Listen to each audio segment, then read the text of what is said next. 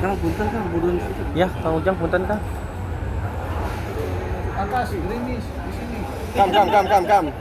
Iya. Agak majuan dikit. Bisa.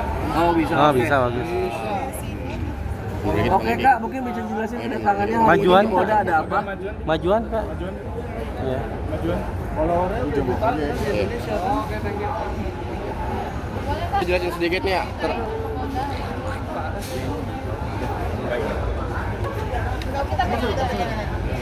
Kedatangan kita kemari ya terkait dengan permasalahan Tadi mau. ya, untuk merespon segala kebutuhan dan kepada klien kami. Jadi sebentar lagi nanti kami masuk dulu ya, karena nanti setelah itu Artinya Beritahukan. terkait apa bocorannya? Pasal apa yang digunakan? ya tentunya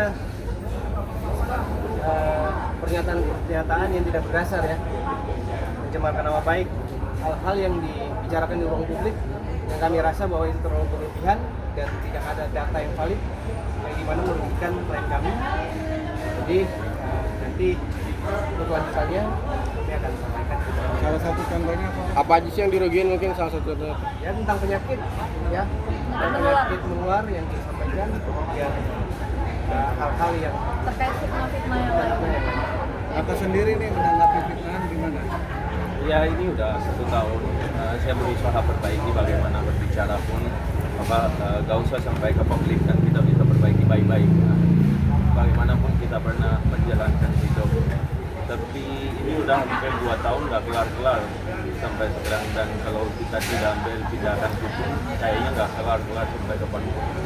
Karena sekarang berapa banyak orang masuk dalam hal ini untuk ambil keuntungannya.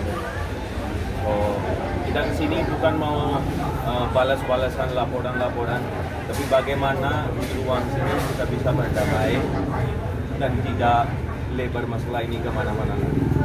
Artinya rencana berdamai tapi berujung laporan. Yang lapor kita mau beberapa hal yang mereka berbicara tentang keuangan dan lain-lain yang tidak benar. Saya tahu mungkin pakai perasaan untuk menjelaskan, tapi ketika bicara di ruang publik itu sedikit pun bisa lebar kemana-mana. Berarti hati-hati untuk bicara di ruang publik kalau tidak benar. So tujuan kita laporan pun ini bagaimana nanti ke depannya kalau mereka mau berdamai, oke, untuk selesaikan masalah baik-baik. Ayo kita selesaikan. Kalau mau lanjut seperti ini sampai kapanpun, yang habiskan itu duit aja, gak ada selesai masalahnya, tapi duitnya kemana-mana aja habisnya. So ya nanti kita lihat perkembangannya seperti apa. Terakhir mungkin komunikasi kapan? Terakhir komunikasi setelah saya sudah selesai, kita tidak ada komunikasi sama sekali, tapi saya transparan setiap bulan itu lewat asisten saya. So saya tidak mau berbicara apapun lagi. Kalau mereka ke uang per bulanan dan lain-lain itu saya transfer dan kirim buktinya ke asisten, dan asisten kirim ke tangan. Saya tidak mau bicara apapun lagi. Nominal. Hari ini kita membuat laporan ya, terkait kemarin kan sudah ada yang laporan juga kan. Mantan istri Akas, inisialnya P, itu udah jelas ya. Oke. Yang, saya tambahin lagi nih, yang videonya ada ribu-ribu tuh. Waktu dulu masih jadi pelapor. Jadi masih jadi pelapor aja galak, apalagi sekarang. untuk terkait laporan hari ini undang-undang ITE ya, pasal 27A contoh pasal 45, kemudian 310 311 ya, tentang pencemaran nama baik ya, terkait dengan apa yang selama ini dituduhkan kepada klien kami, yang dimana kami juga mempunyai bukti-bukti bahwa yang dituduhkan tersebut tidak benar ya, sehingga hari ini menjadi bukti bahwa kami tidak hanya tinggal diam dalam ini ya. Jadi untuk pihak sebelah, untuk para netizen juga ya yang selalu membuli sebenarnya ya, ini bukti bahwa kami juga punya bukti-bukti yang jelas, yang dimana tidak semua apa yang dituduhkan itu ya benar. Tujuannya apa aja? Apa aja yang nggak benar bang tujuannya bang? Ya terkait HIV ya, terkait HIV, bondo dan lain sebagainya. Sampai melontarkan kata-kata itu.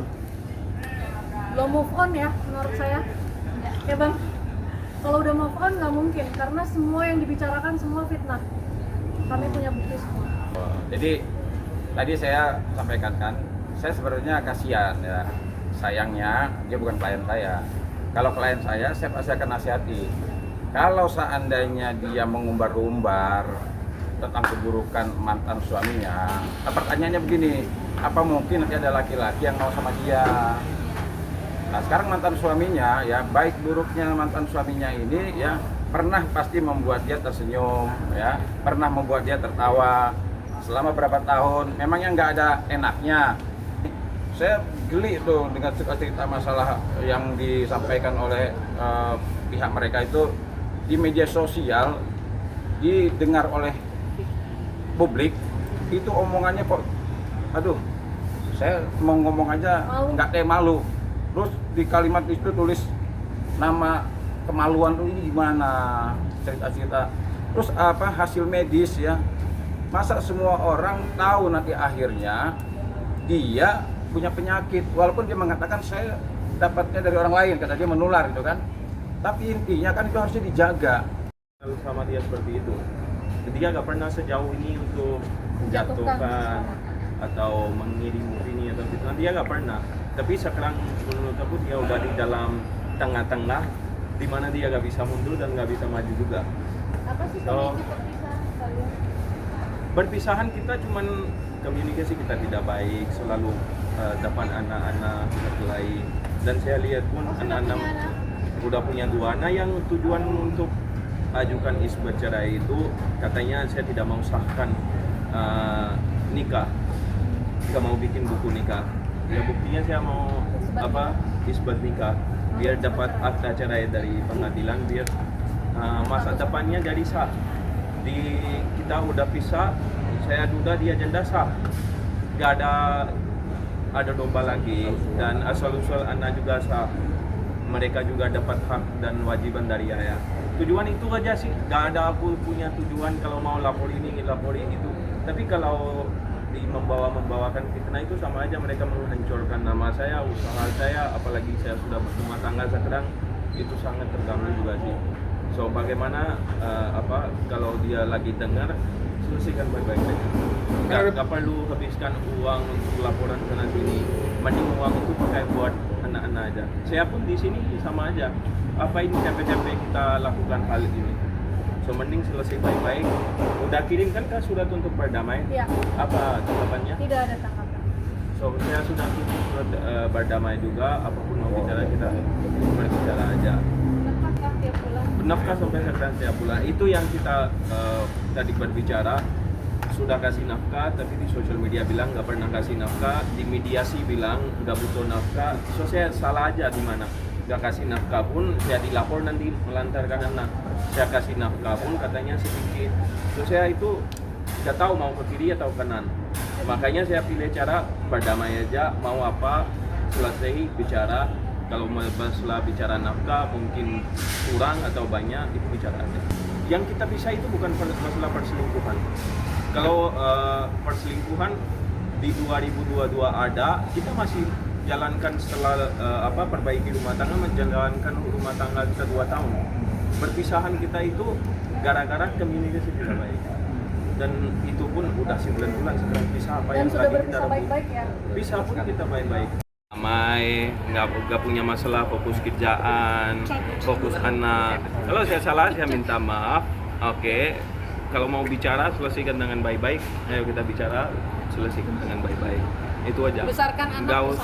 Gak usah kita merosakkan mental anak dengan mereka lihat ibu sama bapak membuka aib seperti itu. Bukan saling menyerang ini, Ya. sama aja. So, kalau kamu berasa saya tersakiti, kita ayo bicara. Gak usah perpanjang. Oke.